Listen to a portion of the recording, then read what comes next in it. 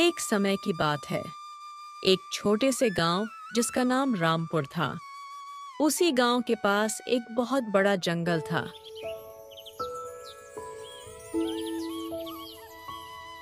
उस जंगल में एक बहुत पुराना पेड़ खड़ा था।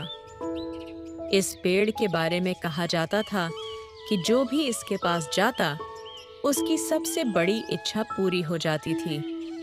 पर उसमें भी एक शर्त थी।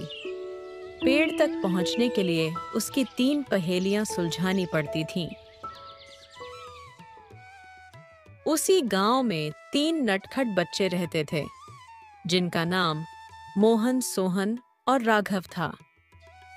वे गांव के सबसे बड़े शरारती बच्चे माने जाते थे।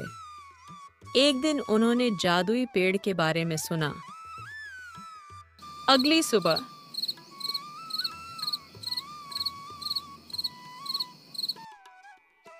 सोहन ने कहा, अगर हम पेड़ की पहेलियां सुलझा लें तो हम अपनी मनपसंद चीज मांग सकते हैं।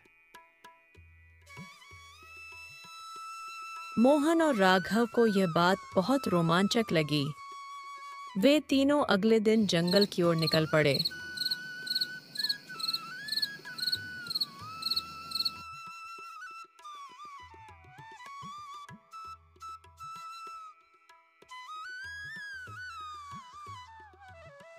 जंगल के अंदर गहराई में पहुंचने पर उन्हें पेड़ का पहला रक्षक मिला। वहां एक उल्लू था जो बातें भी करता था। उसने पूछा, मैं पानी की तरह बहता हूं पर न जल हूं न हवा। मैं समय का साथी हूं, बताओ मैं कौन? उल्लू की बात सुनकर सोहन ने तुरंत कहा। वह तो ध्वनि है। तब उल्लू ने खुश होकर उन्हें आगे बढ़ने दिया। अब फिर से तीनों दोस्त आगे निकल पड़े।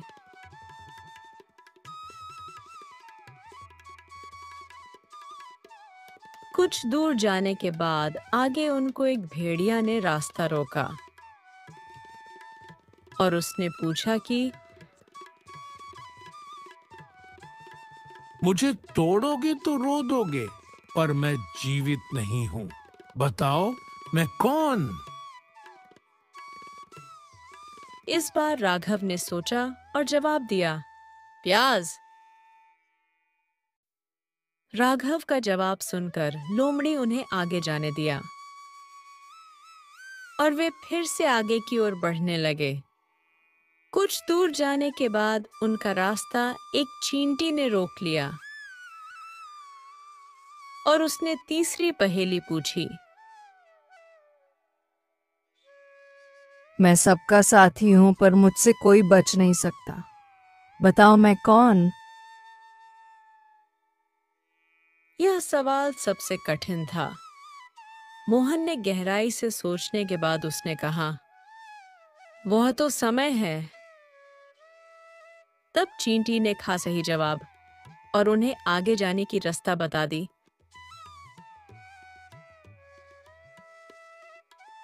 और फिर से तीनों दोस्त आगे की तरफ बढ़ने लगे। तीनों ने पहेलियां सुलझा लीं और कुछ दूर चलने के बाद पेड़ के पास पहुंचे।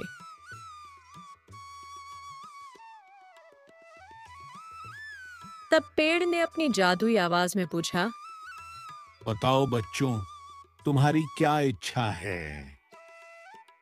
मोहन ने कहा, हमारे गांव में कभी खाना खत्म ना होने ऐसा मुझे वरदान चाहिए। सोहन ने कहा, हम चाहते हैं कि हमारे जंगल कभी न कटें, ऐसा मुझे वरदान चाहिए। राघव ने कहा, हम चाहते हैं कि हमारी दोस्ती हमेशा बनी रहे। पेड़ ने उनकी इच्छाओं को मान लिया। अब गांव में भूख का नामो निशान नहीं था। जंगल हरे भरे रहते और तीनों की दोस्ती दिनों दिन मजबूत होती गई।